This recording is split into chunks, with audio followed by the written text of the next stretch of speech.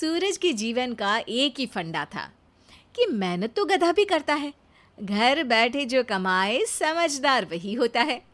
इसीलिए उसने कभी नौकरी ही नहीं ढूंढी। इस बात से हालांकि उसकी पत्नी शिखा बिल्कुल भी अग्री नहीं करती थी, पर फिर भी सूरज को समझाना बेकार था। टीवी में कैसे बनोगे करोड़पति का ऐड देखकर उसे लगा कि बस अब तो घर बैठे ही वो करोड़पति बन सकता है, और उसके पीछे उसने अपने सारे सोर्सेस एक्टिव कर दिए। 2 हफ्ते में उसके कलीग के साले के पड़ोसी के बेटे का सोर्स निकलता है जो कि उसे शो में पहुंचा सकता है, और सूरज उससे मिलने चला जाता है। अच्छा, तो हमें मुकेश जी बता रहे थे कि आप हमें शो में पहुंचा सकते हैं। हाँ, उसमें कोई तकलीफ नहीं है। मैं कल अगर कोशिश करूँ तो इसी महीने में आपका नंबर आ जाएगा। अरे ये तो बहुत बढ़िया हो गया। अच्छा, वो सिलेबस और क्वेश्चन पेपर का कोई जुगाड़ है क्या? हैं? उसका तो कोई जुगाड़ नहीं है। तो वो वाकई में कुछ भी पूछ सकते हैं? हाँ, वो तो बच्चन जी पर है, जो पढ़ते हैं वो पूछ लेते हैं। पहली कोशिश फेल होने पर अब सूरज के सामने एक बहुत बड़ा सवाल था कि आखिर जवाब कहाँ से लाए। तब शिखा ने एक सजेशन दिया, क्यों ना सूरज अपने चचेरे भाई सुमित से मदद मांगे, जो कि यूपीएससी की तैयारी कर रहा था।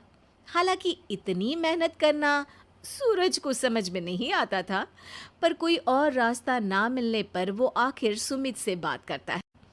अरे सुमित, हमारा कैसे बनोगे करोड़पति के लिए सिलेक्शन होने वाला है। तुम हमें थोड़े चिट बनाने में मदद करोगे क्या? अरे भैया, चिट बनाए तो सालों हो गए, उसमें हमारा एक्सपर्टीज नहीं है, बल्कि आप बोलो तो हम आपकी पढ़ने में ज़रूर मदद कर सकते हैं। हट, कैसी अनाप शराब बातें कर रहा है तू। सूरज ने सुमित को मना तो कर दिया था, पर तैयारी करने के सिवाय कोई चारा उसे दिख भी नहीं रहा था, खासकर जब 12 के पेपर लीक करने के एक्सपर्ट शुक्ला जो भी हाथ जोड़ लेते हैं। आखिर सूरज को सुमित के पास जाना ही पड़ा, और उसने सुमित और शिखा से वादा किया कि वो बहुत मेहनत करेगा। 1 महीने की तैयारी के बाद फाइनल हुआ कि शो से 1 हफ्ते पहले एक ट्रायल खेला जाएगा, जहां पर सारे रिश्तेदार ऑडियंस की जगह पर होंगे और शिखा सवाल पूछेगी। दूर दराज से भी रिश्तेदार आकर हाजिर हो गए देखने कि आखिर कैसे बनेगा सुमित करोड़पति। सब कुछ सेट था, और इतने में सूरज आकर अपना स्पीच देता है। ये 1 महीना मेरे लिए आसान नहीं था, पर अपने भाई सुमित और अपनी पत्नी शिखा की मदद से मैं इतनी दूर पहुंच पाया हूँ। मेरे मम्मी पापा के आशीर्वाद ने भी बहुत साथ दिया है मेरा। मैं उम्मीद करता हूँ कि आज के शो में आप लोगों को बहुत मज़ा आएगा। साक्षी पहला सवाल पूछती है और पूरे कमरे में सन्नाटा छा जाता है। इंडिया में कितने स्टेट्स हैं? 3, सॉलिड, लिक्विड और गैस। अरे रुकिए, तो ऑप्शंस तो देने दीजिए। इतने में 5वीं कक्षा का चिंटू बोल उठता है। अरे क्या मामा, आप तो पहले सवाल पर ही आउट हो गए। अरे बेटा, पहला सवाल तो ट्रायल होता है ना। अरे तुम अब देखना। देखने जैसी बात तो थी ही। सूरज को इतना शांत किसी ने नहीं देखा था। कभी कभी तो लगता था मानो सूरज आंख खोलकर ही सो गया हो। मामा जल्दी करो प्लीज, कल सुबह पनवेल भी तो निकलना है। अरे हट, कंसंट्रेट करने दे मुझे। 3 सवाल में 3 लाइफलाइन खत्म हो चुकी थी, और अब चौथे सवाल पर भी सूरज का मौन नहीं टूटा। पर सूरज अभी भी हार मानने को तैयार नहीं था। उधर हर कोई सूरज को छोड़ सुमित को देख रहे थे। आखिर सुमित ने ही तो पढ़ाया था सूरज को। गजब बेइज्जती है यार।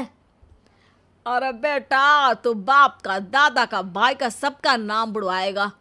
अरे 3 लाइफलाइन ले ली तो भी तेरा कुछ नहीं होना है।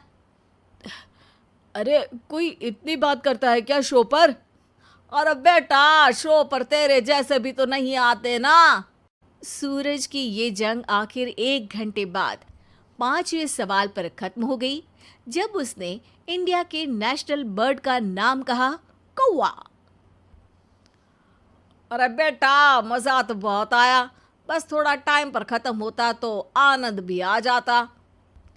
ताने बारिश की बूंदों की तरह बरस रहे थे और सूरज को भी समझ आ रहा था कि ये करोड़पति बनना शायद उसके बस के बाहर की बात है।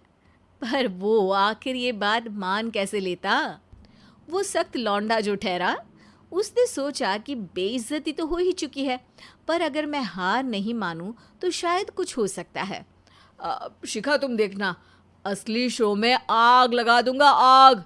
करोड़पति बनूंगा मैं। हाँ, सब्जियां खत्म हो गई है घर पे, ले आओ। पहले पति बन जाओ, फिर करोड़पति बनना। अरे गजब बेइज्जती है यार। बेटा, अभी तो घर पर ही हुई है, 1 हफ्ते में तो तुम देश के सामने करवा कर आओगे। वैसे जब टीवी पर जाओ ना, तो बस अपने मम्मी का ही नाम लेना, ठीक है? कोई पूछे तो बोलना कि पापा नहीं है मेरे। अरे पढ़ाई की, पेपर निकलवाए, इतने सारे लोगों को खाना खिलवाया, क्या फ़र्क पड़ा?